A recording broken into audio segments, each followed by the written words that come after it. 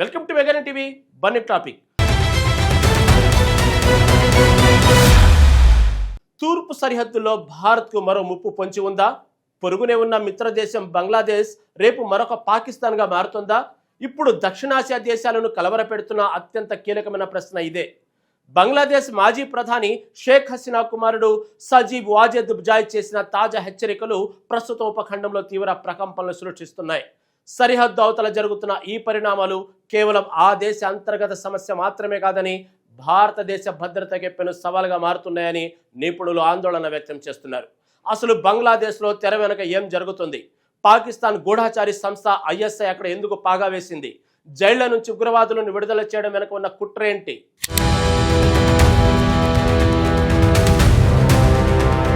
బంగ్లాదేశ్ రాజకీయ చిత్రపటంలో జరుగుతున్న అనూహ్య మార్పులు ఇప్పుడు ఉపఖండం మొత్తాన్ని ఉక్కిరిబిక్కిరి చేస్తున్నాయి.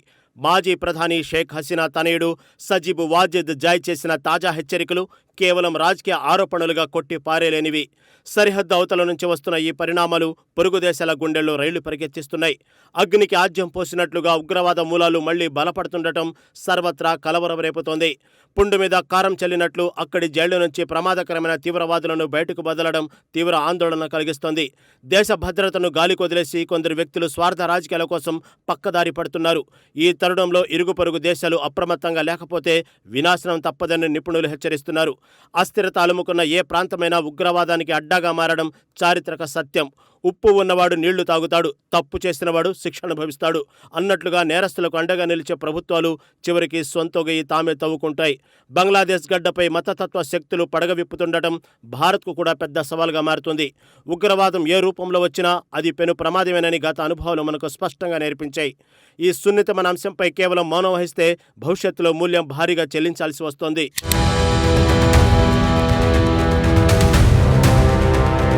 పాకిస్తాన్ గూఢాచారి సంస్థ ఐఎస్ఐ బంగ్లాదేశ్ అంతర్గత వ్యవహారాల్లోకి వేళ్లూనుకోవడం ఈ ప్రాంతీయ అశాంతికి ప్రధాన కారణం. దొంగచాటుగా సాగే ఈ చర్యలు ఆ దేశ సార్వభౌమత్వాన్ని ప్రశ్నార్థకం చేస్తున్నాయి. ఎలాంటి ఆంక్షలు లేని వాతావరణంలో శత్రు దేశాల ఏజెంట్లు స్వేచ్ఛగా విహరిస్తూ కుట్రలకు పదును పెడుతున్నారు. దొంగే దొంగ అన్నట్లుగా ఇతరులపై నెపం నెట్టి తెర వెనుక సామ్రాజ్యాన్ని విస్తరించే ప్రయత్నాలు జరుగుతున్నాయి. తీవ్రవాద భావజాలాన్ని వ్యాప్తి చేయడానికి బహిరంగ సభలకు వేదికలుగా మలుచుకోవడం అక్కడి దుస్థితికి అద్దం పడుతుంది. అంతర్జాతీయ ఉగ్రవాద సంస్థ అల్ఖైదా అగ్రనేతలు బంగ్లాదేశ్ వీధుల్లో ప్రసంగాలు చేస్తుంటే ప్రభుత్వ యంత్రాంగం చూస్తూ ఊరుకోవడం విడ్డూరంగా ఉంది. ఈ పరిణామాలు చూస్తుంటే ఆ దేశం మరో ఉగ్ర ప్రయోగశాలగా మారుతుందన్న భయాలు నిజమవుతున్నాయి. అడవిలో పులికి భయపడితే సరిపోదు, దాని అడుగులను కూడా గమనించాలన్నట్లుగా భారత భద్రతా బలగాలు నిరంతరం నిఘా ఉంచాల్సిన సమయమిది. పొరుగునే ఉంటూ మిత్రదేశంలా నటించి వీపులో పోటు పొడిచే విధానాలు దక్షిణాసియా శాంతికి తీవ్ర విఘాతం కలిగిస్తున్నాయి. ఈ ప్రమాదకర కూడలిలో సరైన సమయంలో కఠిన నిర్ణయాలు తీసుకోకపోతే పరిస్థితి చేదాటిపోతోంది.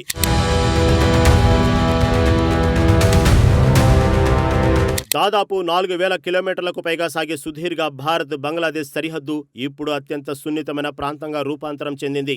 సరిహద్దు వెంబడి అశాంతి నెలకొనడం అంటే దేశం లోపలికి ఉగ్రవాదులు చొరబడటానికి రాజమార్గం తెరిచినట్లే. ఏ చిన్న అలజడి జరిగినా దాని ప్రభావం నేరుగా ఈశాన్య రాష్ట్రాలపై తీవ్రంగా పడే ప్రమాదం ఉంది.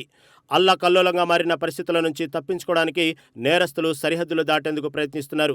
కంచె చేను వేసినట్లు శాంతి భద్రతలను కాపాడాల్సిన రక్షక భటులే ఉగ్రవాదులకు రక్షణ కవచంగా మారుతున్నారనే ఆరోపణలు వస్తున్నాయి. ఈ రకమైన పరిణామాలు భారత నిఘా వర్గాలకు కంటి మీద కునుకు లేకుండా చేస్తున్నాయి. సరిహద్దు భద్రతను పటిష్టం చేయడానికి కేంద్ర ప్రభుత్వం ఇప్పటికే అదనపు బలగాలను మోహరిస్తూ గట్టి చర్యలు చేపట్టింది. అయితే కేవలం రక్షణ వలయాలు ఉంటే సరిపోదు. పొరుగు దేశం నుంచి వచ్చే ముప్పును మూలాల నుంచి వేరివేయాలి. అప్రమత్తత లోపిస్తే దేశ ఐక్యతకే పెద్ద ముప్పు వాటిల్లే అవకాశాలు స్పష్టంగా కనిపిస్తున్నాయి.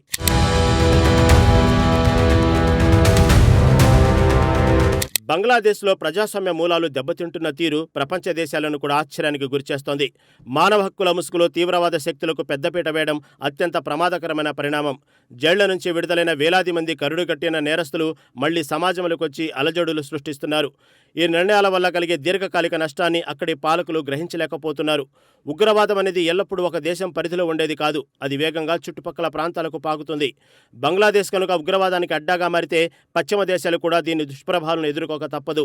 అస్థిరతను ఆసరాగా చేసుకుని విదేశీ శక్తులు ఆ దేశాన్ని తమ కీలుబొమ్మగా మార్చుకోవడానికి ప్రయత్నిస్తున్నాయి. ఈ సంక్షోభం నుంచి బయటపడాలంటే అక్కడి పౌరులు మేధావులు ఏకమై నిరంకుశ ధోరణులను ఎదిరించాలి. లేకపోతే చరిత్ర తిరగరాయబడి ఆ దేశం మరో విఫల రాష్ట్రంగా మిగిలిపోయే ప్రమాదం ముంచుకొస్తోంది.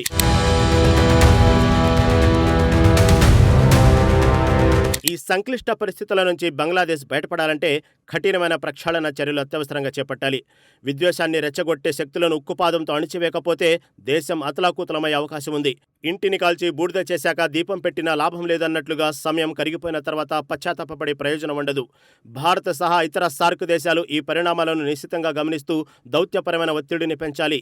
ఉగ్రవాదాన్ని పెంచి పోషించి ఏ దేశమైనా అంతర్జాతీయంగా ఏకాకి కాక తప్పదని చరిత్ర నిరూపించింది. బంగ్లాదేశ్ ప్రజలు తమ దేశ భవిష్యత్తును కాపాడుకోవడానికి ఇదే సరైన సమయమని విశ్లేషకులు స్పష్టం చేస్తున్నారు. శాంతి, సహజీవన మార్గాలను విడనాడి విధ్వంసాన్ని ఎంచుకుంటే ఆ దేశ పతనాన్ని ఎవరూ ఆపలేరు. సరిహద్దుల అవతల జరిగే ప్రతి పరిణామాన్ని భారత ప్రభుత్వం అత్యంత అప్రమత్తతో గమనిస్తూ సముచిత వ్యూహాలు రచిస్తోంది. దక్షిణాసియా ప్రాంతంలో శాంతి భద్రతలను పరీక్షించడానికి అందరూ కలిసికట్టుగా అడుగులు వేయాల్సిన చారిత్రక బాధ్యత ఇప్పుడు అందరిపై ఉంది.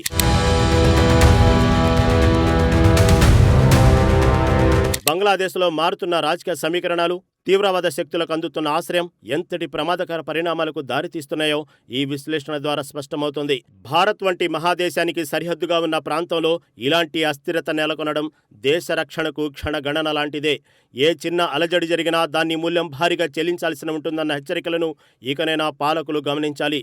ఈ ఉగ్ర ముప్పును ఎదుర్కొనేందుకు మన దేశ భద్రతా బలగాలు మరింత అప్రమత్తంగా వ్యవహరించాల్సిన టైం వచ్చేసింది.